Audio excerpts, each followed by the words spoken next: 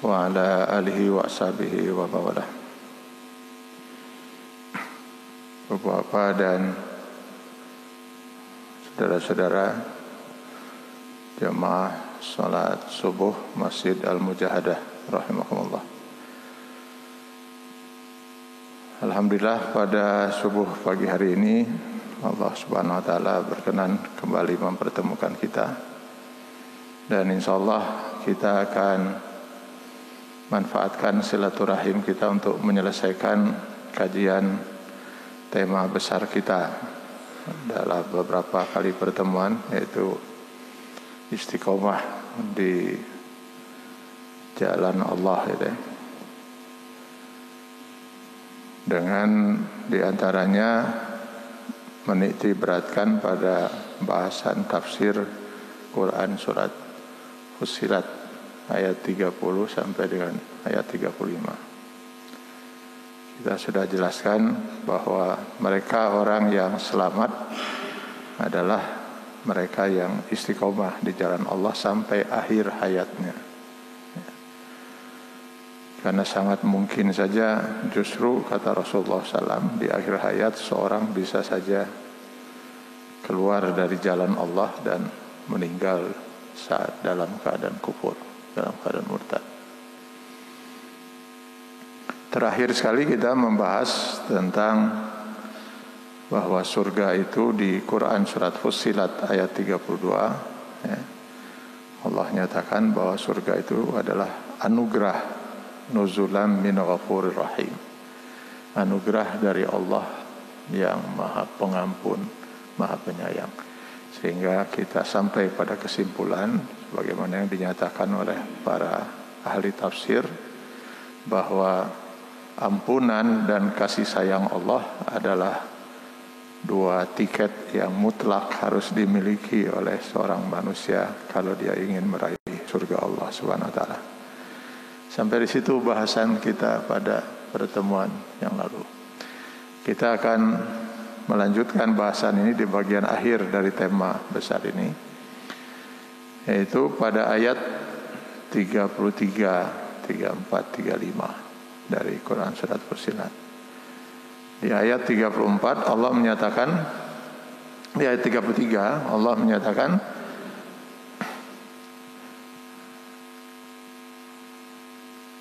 wa man ahsanu qawlan mimman da'a ilallah wa amila salihan wa qala innani minal muslimin. Jadi kalau kita bicarakan pada pertemuan yang lalu, kriteria seorang yang istiqomah di jalan Allah itu lebih dititik beratkan kepada dasar keimanan sebagai akar. Kalau pohon itu akarnya gitu. Lalu hablum minallah, maka di dalam ayat 33, 34, 35 ini lebih kepada penekanan dalam urusan ibadah dalam kaitan hablum minan nas. Dengan Allah menyatakan wa man ahsanu qaulan. Kata ahsan itu dari kata Hasan. Hasan itu artinya baik gitu. Pak Hasan itu orang yang selalu baik, Pak. Jadi kalau ahsan itu sangat baik, Pak. Terbaik, good, better, best lah. The best. Jadi tidak ada ucapan yang terbaik, yang paling Allah cintai dari seorang manusia, yang keluar dari mulut seorang manusia, ucapan yang keluar. Apa yang paling baik, yang paling dicintai Allah? Wa man ahsanu qawlan illa man da'a ilallah. Itu ucapan dalam bentuk mengajak orang lain untuk hidup di jalan Allah. Jadi ucapan mengajak orang hidup di jalan Allah itu adalah kalimat yang terbaik, yang paling Allah cintai, Allah paling sukai, keluar dari mulut seorang mukmin. Berdakwah itu. Apa itu lebih baik daripada dia membaca ayat Al-Quran misalnya? Ya sudah barang tentu kalau orang berdakwah tentu dia akan juga membawa ayat-ayat suci Al-Quran.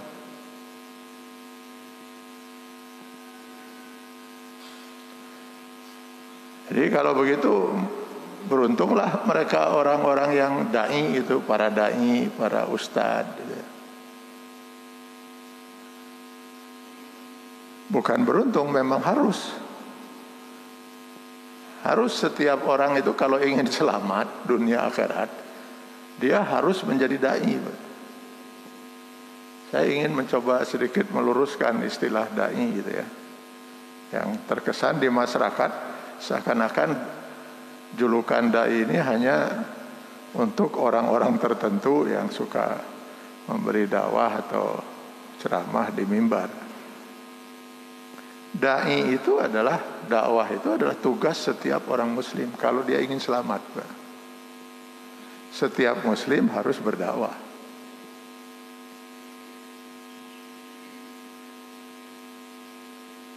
Mari kita lihat Quran surat Al-Asr yang kata Imam As-Syafi'i rahimahullah. Surat ini walaupun sangat pendek sudah cukup menjelaskan siapa manusia yang selamat, siapa yang tidak. Allah sengaja mengawali firman-Nya itu dengan satu sumpah, wal asr. Innal insana lafi khusr, semua manusia itu rugi, celaka. Kata al-insan itu dengan alif lam ma'rifat menunjukkan keumuman semua manusia, mulai dari Adam sampai manusia akhir zaman, asal dia itu termasuk golongan manusia pasti rugi, Pak. Gak ada yang rugi, yang disebut rugi gitu kecuali yang masuk neraka. Gak mungkin masuk surga rugi, Pak. Jadi semua manusia itu berpotensi untuk masuk neraka gitu nanti di akhirat itu. Lalu Allah Subhanahu wa taala kemudian mengecualikan dari sifat yang umum itu dengan huruf istisna, illa, kecuali mereka yang memenuhi 4 kriteria ini. Amanu, nah orang yang beriman itu yang tidak akan rugi itu. Wa amilus shalihat, orang yang beramal saleh. Kalaulah untuk manusia itu selamat itu cukup dia dengan menyelamatkan dirinya sendiri, ya, maka saya kira surat Al-Asr akan berhenti pada ayat itu. Wal asri innal insana lafi khusrin illa allazina amanu wa amilus shalihat, shadaqallahul azim. Tidak, tugas setiap manusia yang ingin selamat itu dia harus menyelamatkan dirinya dan berusaha untuk mengajak orang lain hidup dalam jalan yang benar yang diridhai Allah Subhanahu wa taala. Jadi jangan pernah kita mengira bahwa dengan kita berhasil menjadi orang soleh gitu kan, rajin beribadah, lalu kita nggak peduli orang lain mau soleh, mau tidak, mau kafir, mau tidak, itu urusan mereka. Orang yang berprinsip hidup seperti ini tidak selamat, Pak. Cek Al-Quran, Pak. Ini kata Quran. Jadi kita nggak bisa hidup dengan berprinsip tidak peduli dengan orang lain. Nah, itu urusan orang lain. Nah, dia mau sholat, mau tidak, itu urusan dia. Dia mau kafir, mau tidak, itu urusan manena. Yang penting kita selamat. Gitu. Nggak selamat orang berprinsip seperti itu. Makanya muncullah kriteria watawasau bil haq, saling ingat mengingatkan dalam kebenaran. Ketika saya sadar dan orang lain ada yang hilaf, saya ingatkan. Besok lusa saya giliran yang tidak sadar melakukan kesalahan, maksiat atau dosa, nauzubillah, orang lain giliran yang mengingatkan. Maka bahasa yang dipergunakan oleh Allah adalah watawasau, saling ingat mengingatkan. Kalau tausiah itu satu arah, Pak. Si A sedang memberikan tausiah, berarti dia sedang menasihati, Pak. Tapi kalau tawasau saling, Pak. Si A menasihati si B, besok si B menasihati si A. Kenapa? Karena setiap manusia berpotensi untuk melakukan kesalahan. kullu bani Adam khata'un. Setiap manusia itu pasti pernah berbuat salah. Ada nggak di antara hadirin yang belum pernah berbuat salah sekalipun, Pak? Tolong angkat tangan, Pak. Mohon maaf, saya terpaksa harus meragukan kemanusiaannya, Pak. Berarti malaikat, Pak. Selama dia manusia pasti pernah berbuat salah. Termasuk Nabi dan Rasul. Karena Nabi dan Rasul itu manusia. Cuman karena mereka itu diangkat menjadi Nabi dan Rasul, maka oleh Allah dimaksum, dilindungi, sehingga potensi untuk berbuat maksiatnya itu dilindungi untuk tidak berkembang. Kalau saja tidak dimaksum, bakal sama dengan kita, Pak. Namanya manusia. Maka adalah menjadi kewajiban bagi kita untuk saat kita menyadari, saat kita sadar, saat kita berada di jalan yang benar, kita mengingatkan mereka yang melakukan kesalahan. Itu berdakwah, Pak. Jadi perintah berdakwah, amar ma'ruf nahi munkar di dalam Ali Imran 104-110 itu adalah tugas setiap orang muslim. Jadi setiap muslim harus menjadi dai. Bukan berarti setiap orang muslim harus berdiri di atas mimbar memberikan dakwah, itu kan bukan hanya itu. Paling kita sudah berdakwah mungkin untuk istri, untuk anak-anak kita di rumah. Jangan pernah kita biarkan istri melakukan perbuatan yang tidak diridhai Allah, lalu kita biarkan celaka kita, Pak. Celaka si istri, celaka kita. La fi khusrin. Nah, begitu juga istri. Begitu dia melihat suaminya melakukan perbuatan yang mungkar, si istri harus segera menasihati suaminya. Istri diam, si suami celaka karena melakukan perbuatan kemungkaran, si istri pun melakukan kemungkaran. Apa bentuk kemungkaran si istri? Membiarkan suaminya melakukan perbuatan kemungkaran.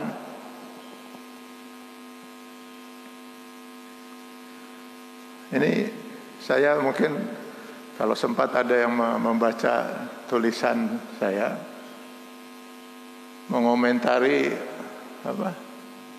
rencana legalisasi investasi miras yang kemarin ramai itu, yang kemudian akhirnya dicabut lagi dalam lampiran.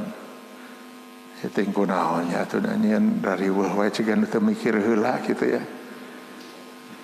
Segala tindakan itu kok nggak ditelusuri dulu, dibaca dulu gitu ya, dipelajari dulu ini akan membuat gaduh atau tidak gitu ya. Jadi orang rariweuh gitu ya, diriweuh deui gitu. Itu saya sempat menyatakan, coba lihat di dalam Al-Quran, Pak. Ketika Allah Subhanahu wa taala bermaksud untuk mengharamkan kita hamba-hambanya sesuatu, itu seringkali tidak dengan bahasa diharamkan,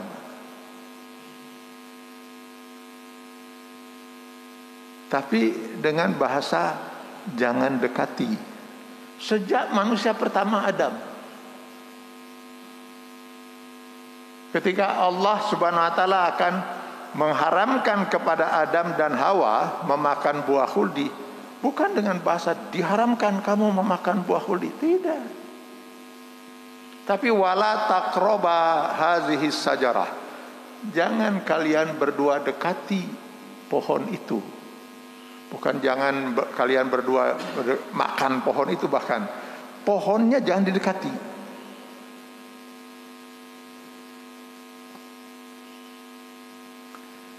Ketika Allah Subhanahu wa taala akan mengharamkan kepada umat hamba-hambanya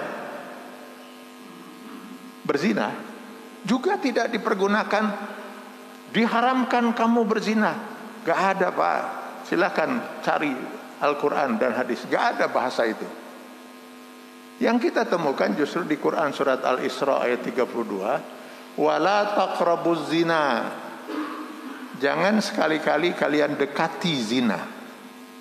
Bahasanya dengan jangan dekati, bukan diharamkan.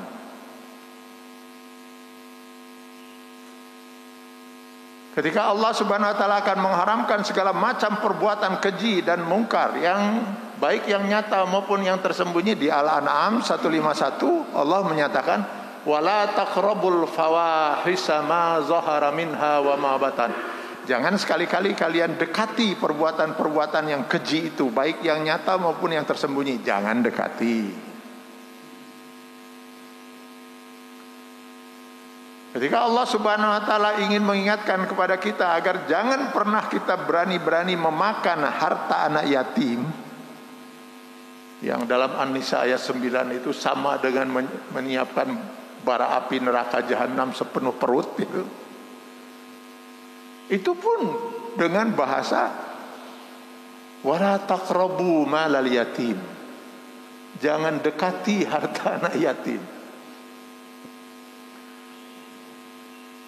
Di Al-An'am 152. Khusus untuk khamar dan judi, nah itu khusus untuk ini, bahkan lebih dengan tegas lagi, bukan dengan bahasa jangan dekati, jauhi. Di Al-Maidah 90 itu. Innamal khamru wal maisir wal ansab wal azlam rijsun min amalis syaitan. Sesungguhnya minum khamar dan judi dalam segala macam bentuknya itu adalah perbuatan keji dari perbuatan setan. Artinya Allah ingin menyatakan hanya setan yang pantas untuk mengkonsumsi khamar. Jadi kemarin itu sedang digiring rakyat itu untuk menjadi setan semua. Hanya setan, kata Allah, yang pantas untuk mengkonsumsi khamar itu dan bermain judi itu. Makin gak ngerti saya dengan kebijakan-kebijakan seperti ini gitu. Rakyat disuruh mabok, Pak. Dikumaha ya? Gimana itu? Harusnya sebenarnya konstitusi kita mewajibkan pemerintah itu mencerdaskan bangsa, rakyat gitu ya. Bukan malah dibuat mereka tuh mabok, Pak. Ya. Makanya itu kata Allah itu perbuatan keji dari perbuatan setan, karenanya jauhi, Pak. Apa hikmahnya, Pak? Kenapa tidak dikatakan diharamkan? Kok dengan bahasa jangan dekati atau jauhi? Kalau dengan bahasa diharamkan, Pak, itu hikmah pertama, maka yang berdosa itu adalah yang melakukan perbuatan itu.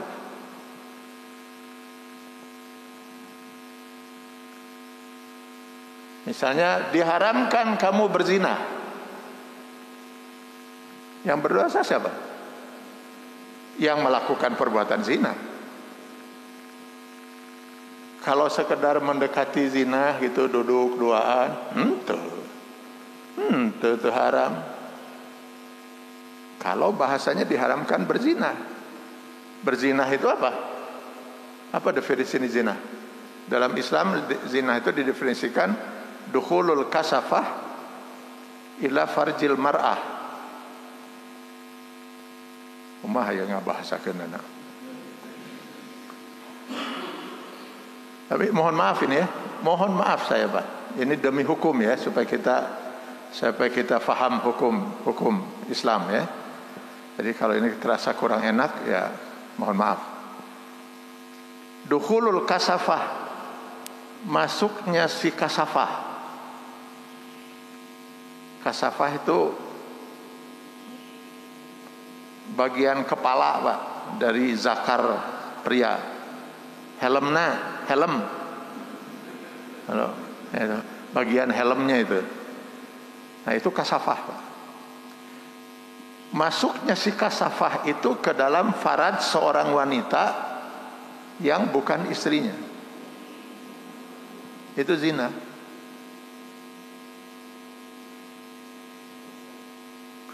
Zina yang terancam dera 100 kali kalau dia gadis atau perjaka, atau rajam sampai mati kalau dia duda atau janda atau berstatus suami atau istri. Itu kalau sudah dukhulul kasafah. Jadi kalau si helm itu baru masuk sepertiganya, belum zina. Belum zina yang diancam dengan hukuman itu.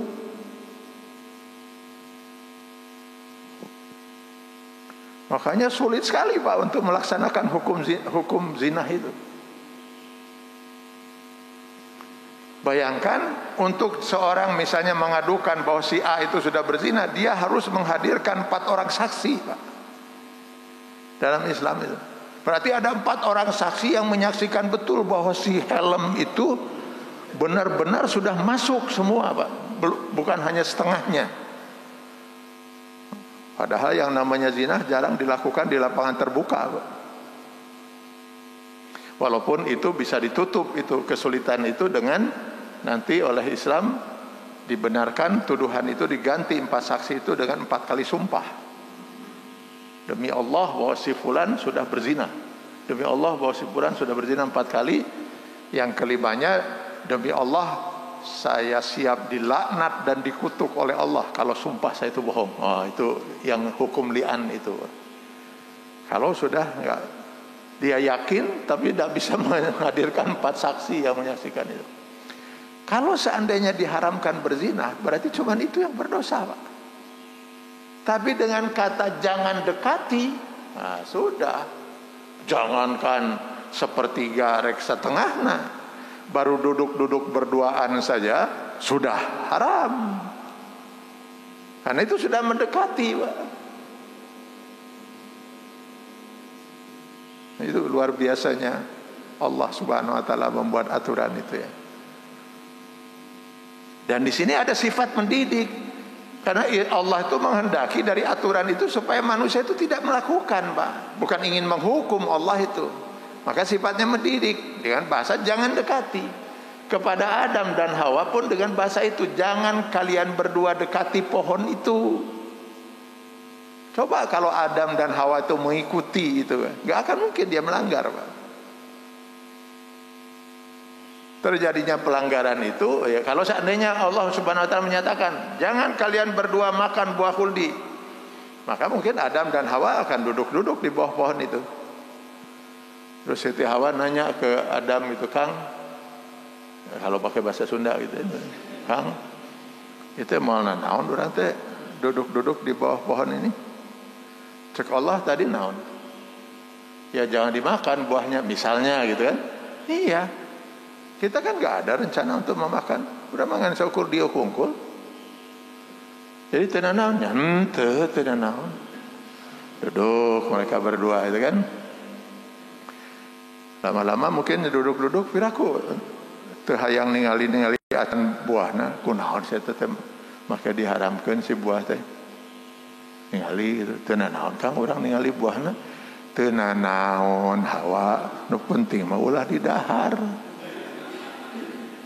Dan itu mungkin kan, atau ningali kan gitu, sudah ditinggali mungkin penasaran itu buah teh kulitnya halus atau kasar itu, seorang cepengan itu cina, tenanaun gitu Kang, orang nyepeng buahnya, tenanaun Siti Hawa, nu penting ulah di dahar, hanya cepengan si buah teh kan, setelah dicepengan, ya halus sih buah tehnya kulitnya. Hayang ngambean itu sengitna kawas kumaha itu ya buah. Nah tenanaun gitu kan kurang diambean. Ya Allah tenanaun Siti Hawa nu penting mah ulah di dahar. Beuki deukeut itu tah. Kalau sudah dihabean gitu ya akhirnya dibelawak Pak, dongna di dahar. Supaya jangan dibelawak, jangan dimakan, jangan dekati pohonnya. Kalau Allah Subhanahu wa taala menyatakan diharamkan kamu berzina, ya mungkin orang akan, pria dan wanita yang bukan muhrim itu duduk-duduk berduaan. Teu naon Kang itu orang diuk duduan. Ya teu naon penting mah ulah berzina. Cek Allah nu diharamkeun mah zina. Yuk doaan nya sok atuh teu naon. Piraku diuk terus teu papelong-pelong mah. Pelong-pelong teu naon urang teh silih pelong gitu teu naon penting mah ulah zina neng. Soalnya sok atuh pelong geus pelong-pelong gitu terus hayang meureun nyepengan naon gitu kan teu naon urang teh silih cepengan kieu teu naon neng nu penting mah ulah zina sok atuh cepengan cenah tungtuna mah belewak kan itu. Jadi Allah itu mendidik Pak dengan bahasa jangan dekati jauhi. Itu satu hikmahnya. Hikmah yang kedua dengan bahasa jangan dekati atau jauhi itu untuk memperluas wilayah hukum, Pak. Untuk memperluas wilayah hukum. Andai kata Allah menyatakan diharamkan kamu minum khamar, yang berdosa siapa? Yang minum. Yang menjual? Ya itu, Pak. Kalau dia tidak minum, dia akan mengatakan saya mah datang minum. Kan saukur ngajual. Diharapkan kamu berzina, yang berdosa siapa? Yang berzina. Lalu si mucikari, dia tidak berdosa, dia malah mentezina. Nah saya mah tara zina. Nauzubillah, amit-amit. Saya mah cuman menyediakan tempat bisi anu rek zina hese dengan tempatku saya teh disadiakeun ta tempatna. Saya cukup berjasa tuh. Ayeuna geus aya tempat kadang-kadang teu baroga pasangku saya disiapkeun pasanganana. Saya mah belum pernah zina, amit-amit. Maka dengan bahasa jangan dekati, jauhi, kena semua itu, Pak. Malah si mucikari itu mungkin dosanya jauh lebih besar dari yang berzina.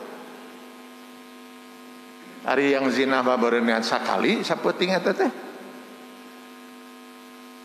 Atau si perempuan melayani sekian laki-laki, 3 meureun atau 2 laki-laki. Sementara si mucikari harus mempertanggungjawabkan berapa orang yang berzina di tempat dia selama 1 malam itu. Dia harus bertanggungjawabkan semua. Maka nanti kita temukan di dalam hadis itu, bukan hanya si peminum khamar kalau dia minum gitu atau disuntikkan atau apalah yang namanya khamar itu. Bukan hanya dia, tetapi si penjual, si pembeli, si pemberi hadiah, semua ada 10 kan dalam hadis itu. Kena semua, Pak. Dengan bahasa jauhi itu. Saya membayangkan begini, Pak, di akhirat itu kan ada yaumil hisab. Itu yaumil hisab itu pengadilan, Pak. Cuman jauh lah, jauh sama sangat luar biasa jauh bedanya dengan pengadilan di dunia. Hakim tunggalnya Allah, Pak, yang maha tahu dan gak bisa dibohongi, Pak, itu. Dan maha adil. Kita masing-masing kan diadili, Pak, itu. Nih sholat kamu ada sebagian yang saya tolak misalnya kata Allah alasannya ini kamu pernah berbuat itu keadilan, Pak. Saya membayangkan kalau ada seorang peminum misalnya peminum khamar gitu ya, dia nanti di akhirat mempertanggungjawabkan apa? Pertanggungjawaban dosa dia minum, Pak. Tanya misalnya oleh Allah lewat malaikat, kunaon dari dirinya minum? Kan itu diharamkan oleh Allah. Ya sudah, memang saya dosa itu. Aku mahadei gitu. Tapi andai kata baheula tidak ada toko yang menjual, dan saya gak mau nginum. Kebayang itu si pemilik toko dijewer ku malaikat itu ke sidang itu. Kunaon ari didinya ngajual minuman khamar atuh. Ya, kata si pemilik toko, ya itulah kelalaian saya. Dan ya bagaimanapun ya saya harus mempertanggungjawabkan itu gitu. Tapi andai kata harita tidak ada pabrik saja yang memproduksi, ya saya kira kan jual naon. Kebayang eta si pemilik pabrik dijewerna eta. Kunaon atau didinya make nyeun pabrik khamar. Ya, memang itu kelalaian saya Allah itu kan. Dan saya harus mempertanggungjawabkan itu. Tapi lamun harita tanda tangan si eta we. Dan saya tidak mungkin bisa mendirikan pabrik, Pak. Kabayang si eta, Pak. Kabayang si eta harus mempertanggungjawabkan semua ini, Pak. Andai kata misalnya gara-gara tangan si eta itu berdirilah sekian pabrik itu, yang investasi gitu, berdiri sekian pabrik, Pak. Dan pabrik itu bertahan misalnya sampai 20 tahun, 30 tahun atau 50 tahun, Pak. Walaupun yang bersangkutan sudah di alam barzah, Pak. Selama 50 tahun itu berapa pabrik itu kemudian memproduksi berapa juta, berapa puluh juta atau ratus juta botol khamar. Dan berapa ratus juta orang yang pernah mengkonsumsi itu. Maka si eta harus menanggung ratusan juta dosa itu. Rek mau bisa masuk surga dari mana kira-kira, Pak? Kalau bukan karena dia taubat nasuha, andai kata itu ya. Ini bukan main-main, Pak. Ya kalau dia muslim gitu ya, kalau seseorang itu muslim, wah berat, kemudian lamun kafir. Muslim saja sulit untuk bisa masuk surga kalau sudah begitu, Pak. Dosa, dia harus menanggung dosa sebanyak itu, Pak.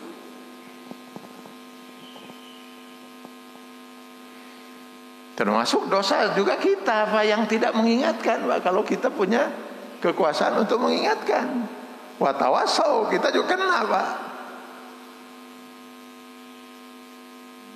Maka ya kita lihat, Pak, ormas-ormas Islam dan lain sebagainya, baik yang ormasnya maupun pribadinya, membuat pernyataan itu, penolakan dan lain sebagainya, itu mengingatkan.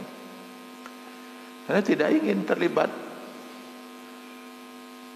Bahwa kemudian sudah diingatkan masih juga itu urusan manehna gitu, tapi paling tidak kita tidak ikut menjadi rugi la fi khusrin karena sudah tawasau bil haq.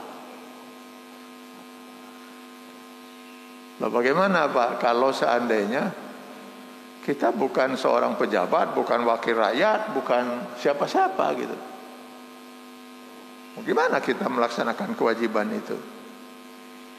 Nah, kalau kita bukan siapa-siapa, minimal kan tadi harus tawasau bil haq di lingkungan keluarga kita, Pak. Plus kata Rasul 40 rumah ke depan, 40 rumah ke belakang, 40 rumah ke kanan, 40 rumah ke kiri. Itu daerah yang harus tawasau bil haq kita, Pak. Kalau kita bukan seorang pejabat, Pak, bukan wakil rakyat, minimal masing-masing pribadi kita itu bertanggung jawab terhadap 40 rumah ke depan, 40 rumah ke belakang, 40 rumah ke kanan, 40 rumah ke kiri. Kira-kira saya RW itu, Pak. Ya bisa lah saya RW gitu ya. Nah, itu dalam tanggung jawab kita. Jadi kalau dalam wilayah ini ada maksiat dan kita diam, kena kita pala fi khusrin, Pak. Kena lafi khusrin. Nah itu ya, jadi memang prinsip dalam Islam itu tidak boleh kita tidak peduli, Pak, dengan orang lain. Soal bahwa orang lain itu kalau diingatkan tetap kekeh dia ingin melakukan, nah itu urusan dia. Paling tidak kita sudah selamat, Pak, karena kita sudah melakukan apa yang menjadi kewajiban kita. Jadi pantaslah dari sini kita memahami, pantas kalau berdakwah itu atau menyampaikan kebenaran yang datang dari Allah ini merupakan kalimat yang paling Allah sukai. Wa man ahsanu qawlan mimman da'a ila Allah. Karena ini akan menentukan keselamatan kita dan keselamatan orang lain.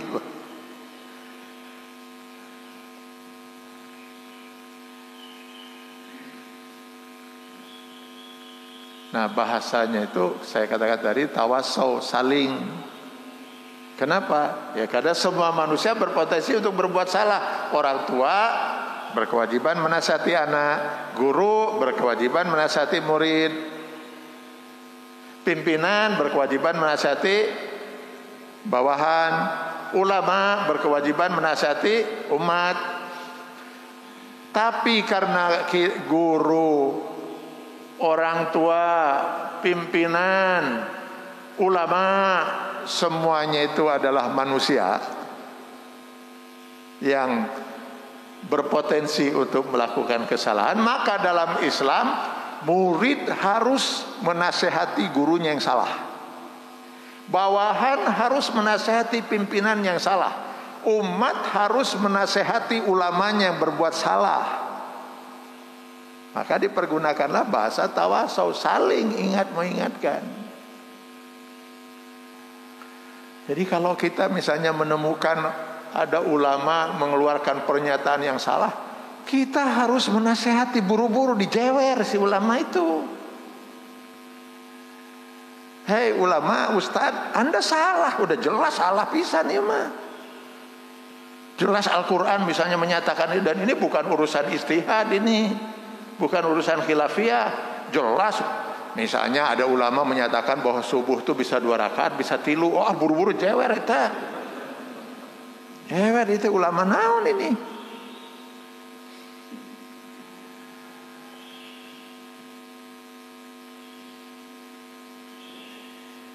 Saya pernah menegur itu ya, seorang ulama yang sedang, atau ustadz yang sedang luar biasa naik daun sekarang ini ya. Kebetulan ketemu sama-sama di Batam itu, sedang ngisi acara.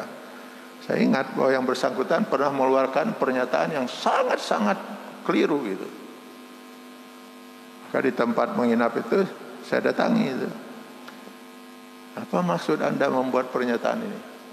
Jadi dia menyatakan bahwa Rasulullah SAW sampai akhir hayatnya tidak berhasil membawa Islam yang kafah gitu.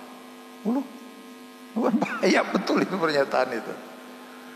Islam yang kafah itu baru terwujud pada masa khilafah khalifah. Wah, maka pada waktu itu dia sedang berbicara di depan komunitas HTI, dapat tepuk tangan itu. Itu segera saya ingatkan itu. Saya datangi kamarnya itu, ruangannya. Berbahaya betul ini pernyataan sebenarnya. Ingin membesarkan satu kelompok mungkin dengan pendapatnya, dengan menjatuhkan Rasulullah SAW itu. Masa Rasulullah Allah sendiri yang menyatakan Anda sudah sempurna menyampaikan itu. Allah yang menyatakan. Al-yawma akmaltu lakum dinukum wa atmamtu alaikum nikmati wa raditu lakumul Islam. Jadi selesai sudah tugasmu, sempurna sudah ajaran Islam sudah disampaikan. Jibril pun sudah berkali-kali menguji, sudah benar. Semua sudah sempurna itu. Ya mungkin mudah-mudahan hanya terseleo gitu ya, keseleo gitu ya. Tapi harus diingatkan, siapapun namanya manusia, imam salah harus diingatkan, Pak. Siapapun imam itu. Ya. Kalau kita tidak ingatkan, kita tidak tawasau, kita rugi, Pak. Kita rugi, dia juga rugi, Pak. Ya harus tawasau. Cuman kalau guru menasihati murid, pimpinan menasihati bawahan, ulama menasihati umat, nggak ada masalah, Pak. Biasanya timbul masalah di masyarakat kalau sudah murid menasihati guru, anak menasihati orang tua. Atau bapak ibu nurada ecrek seeti kelakuan teh bisa aja kata anak gitu kan. Nah itu jadi masalah mungkin untuk orang tua kan. Umat menjewer ulama misalnya kan, itu menjadi masalah. Maka luar biasanya Allah Subhanahu wa taala faham, suatu Allah Maha tahu itu makhluknya itu ya. Maka muncullah kriteria yang keempat, wa tawasau bisawab, cik bijaksana caranya gitu kan. Pakai bahasa yang baik gitu kan. Cari momen yang baik gitu sehingga laukna benang, caina herang, laukna benang. Emang yang benar yang mana ini? Sama aja gitu ya. Jadi kalau bawahan mungkin mau ngingetin pimpinan yang salah mungkin dengan bahasa yang bijak lah gitu. Mohon maaf pimpinan, ini mudah-mudahan saya yang salah, tapi lamun teu salah bapak teh salah gitu tah. Nah meureun gitulah gitu ya. Mohon maaf, mudah-mudahan saya yang salah, lamun teu salah bapak teh salah gitu. sugan gitu tah, jadi dia nggak perlu tersinggung gitu kan. Harus sampai, Pak. Maka orang yang istiqomah di jalan Allah yang dijanjikan selamat di Quran surat Fussilat itu, dia selalu berdakwah, Pak. Wa man ahsanu qawlan mimman da'a ila Allah wa amila sholihan, dan beramal soleh. Wa qala innani minal muslimin, dan dia selalu menyatakan saya termasuk orang yang muslim. Jadi harus kita nyatakan keislaman kita. Itu di ayat 33-nya. Di ayat 34-nya itu Allah kemudian mengatakan masih terkait dengan masalah ini, Pak. Wala tastawil hasanatu walas sayyi'ah. Tidak pernah sama di mata Allah, dan itu nggak mungkin. Ini penegasan ya. Tidak mungkin akan sama di mata Allah perbuatan baik dan perbuatan yang tidak baik.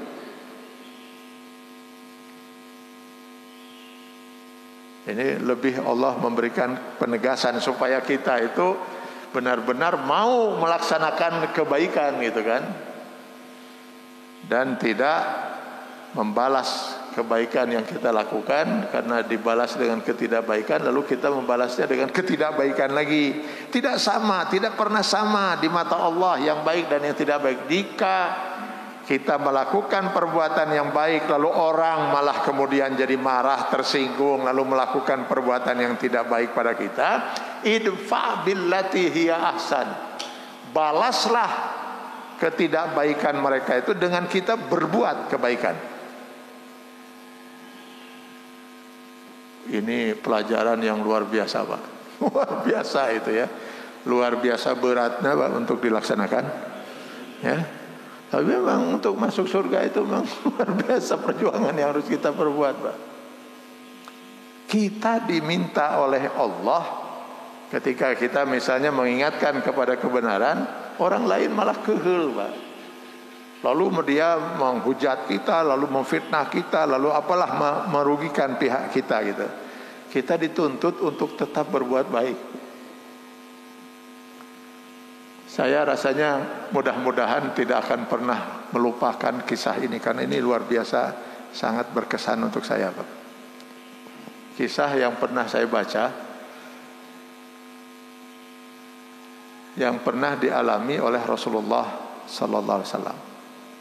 Jadi suatu ketika diriwayatkan Rasulullah SAW itu bersilaturahim ke rumah Abu Bakar As-Siddiq radhiyallahu anhu. Lalu mereka berdua pun ngobrol gitu di rumah Abu Bakar. Saat sedang ngobrol berdua ini, tiba-tiba muncul seorang Arab Badui, Pak. Arab Badui ini Arab pegunungan, Pak. Biasanya bawaannya itu kasar, ya. Mereka umumnya tidak berpendidikan karena tinggal di padang pasir gitu. Biasanya hidup dari beternak domba, unta, ya. Nah, di dalam hadis ini tidak diriwayatkan, tidak diceritakan apa sebenarnya yang menjadi penyebabnya, tapi pokoknya muncul si Arab Badui ini lalu memaki-maki Abu Bakar. Maki-maki Abu Bakar. Dugaan sementara ini mungkin terkait usaha, karena Abu Bakar itu seorang pengusaha, mungkin ada kaitan dengan si mudah, tapi nggak ada penjelasan sebenarnya. Mungkin itu. Yang pasti dalam hadis itu dijelaskan si Arab Badui ini datang lalu memaki-maki Abu Bakar. Abu Bakar tidak melayani, diam saja beliau. Lalu beliau melihat ke wajah Rasulullah Sallallahu Alaihi Wasallam. Tampak wajah Rasul itu berseri-seri, tersenyum. Si Arab Badui kesel, Pak. Karena orang itu kalau marah dia ingin ditanggapi, Pak. Ingin orang yang dimarahinya itu ya menanggapi kumaha ya gitu ta. Kalau diacuhkeun, Pak, itu beki keheul. Coba saja sekarang misalnya suami lagi nasihatin istri gitu, nyarekan istri, si istri kemudian bawa HP gitu, yo ngawe-awean gitu kan. Itu pasti tambah keheul si salah kita, Pak. Atau misalnya istri sedang ini negur suaminya malah baca Quran, dengar lagu itu. Wah, kehul pasti itu, Pak. Inginnya ada tanggapan kan itu. Maka si Arab Baduy ini tambah kesal, Pak, dimaki lagi Abu Bakar. Dengan makian yang lebih dahsyat lagi kan itu. Sampai di sini Abu Bakar As-Siddiq masih belum mau melayani. Dia diam aja. Lalu beliau melihat lagi ke wajah Rasulullah SAW. Tampak wajah Rasulullah semakin berseri-seri, Pak. Si Arab Baduy beki kehel, Pak. Akhirnya ketiga kalinya si Arab Baduy ini memaki Abu Bakar dengan makian yang luar biasa lah, gitu ya. Tingkatannya itu sudah nyakitin banget gitu. Kali ini Abu Bakar terpancing.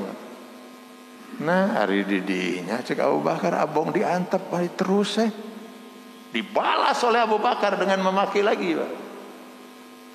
Abu Bakar ini termasuk orang sahabat Rasul yang sangat penyabar, Pak ya. Begitu Abu Bakar As-Siddiq radhiyallahu an membalas makian si Arab Baduy itu dengan makian lagi, Rasulullah SAW pergi. Beliau pergi tanpa pamit dan tanpa mengucapkan salam. Bisa terbayang nggak itu bagaimana paniknya Abu Bakar, Pak? Rasulullah SAW ada di posisi sebagai tamu beliau. Tiba-tiba seorang tamu pergi tanpa pamit, tanpa mengucapkan salam. Dan tamunya ini adalah Rasulullah SAW. Maka Abu Bakar segera lari, Pak, mengejar Rasulullah SAW. Lalu kemudian di halaman rumahnya itu beliau kemudian mengatakan, ya Rasulullah, tolong jangan siksa saya dengan ketidakmengertian ini.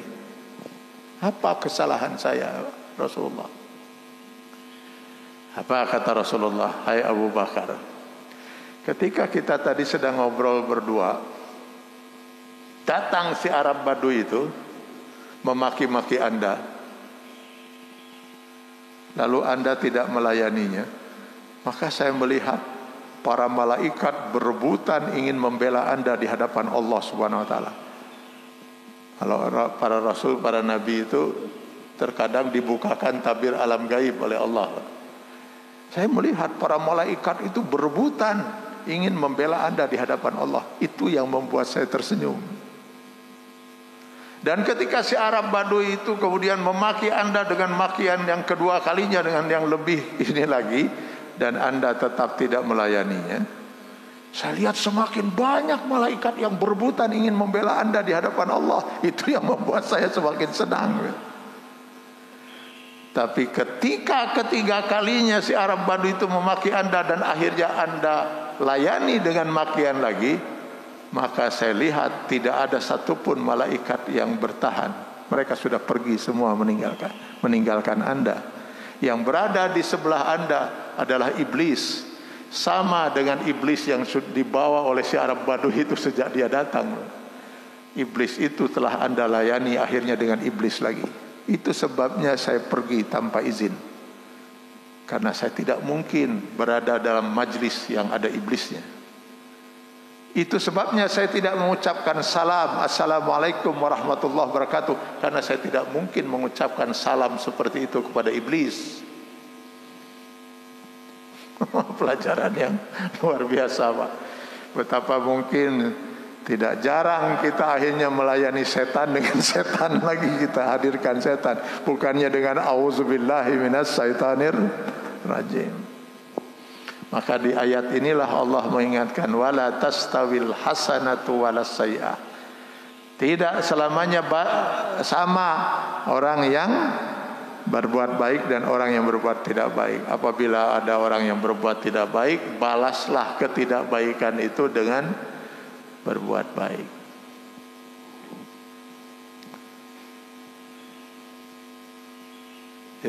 Makanya tadi saya komentari, ini bukan masalah ringan, Pak, berat, Pak.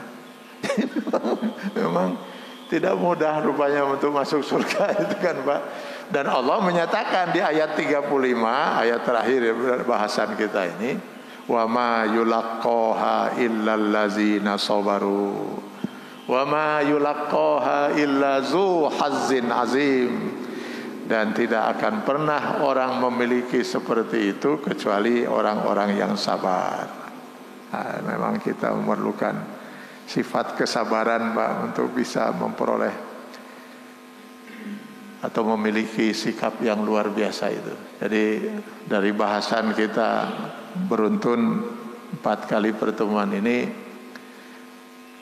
nampak bahwa memang kalau kita ingin selamat, ya kita harus istiqomah terus di jalan Allah. Istiqomah yang pertama adalah istiqomah kita dalam akidah Rabbunallah. Itu yang sudah kita bahas itu, bahwa kita harus berpegang pada akidah yang benar dengan mengesahkan Allah dari segi zat, sifat, aturan dan hukumnya. Maka kita harus bisa istiqomah terus di jalan Allah Subhanahu wa taala itu sampai akhir hayat kita. Ya, untuk menjaga istiqomah itulah kita harus saling mengingatkan ketika kita mau keluar atau sudah keluar dari garis Shiratal Mustaqim, harus ada orang yang menarik kita untuk mengingatkan supaya kita kembali lagi ke Shiratal Mustaqim. Mudah-mudahan taklim kita dan upaya kita semacam ini adalah bagian dari upaya kita untuk saling mengingatkan itu. Saya selalu berprinsip, Pak, dengan Allah memberikan kesempatan saya berdakwah ini, jangan Bapak mengira bahwa saya sedang menasehati, wah jauh, Pak. Saya hanya memanfaatkan itu untuk menasehati diri saya. Dan Bapak-bapak dan saudara sudah memberi kesempatan pada saya untuk menasehati diri saya di depan bapak-bapak dan saudara-saudara sekalian. Mudah-mudahan ini menjadi peringatan bagi kita semua. Dan mudah-mudahan dengan kita sering diingatkan diri kita, mudah-mudahan kita selalu bisa terjaga berada di istiqomah di jalan Allah. Sampai akhir hayat kita, mudah-mudahan kita dalam husnul khatimah. Amin ya Allah ya Rabbal Alamin. Allahumma hadina ila siratal mustaqim, siratal ladzina an'amta alaihim ghairil maghdubi alaihim waladdallin. Rabbana atina fid dunya hasanah wa fil akhirati hasanah wa qina azabannar. Subhana rabbika rabbil izzati amma yasifun wa salamun alal mursalin walhamdulillahi rabbil alamin. Sekian, terima kasih. Assalamualaikum warahmatullahi wabarakatuh.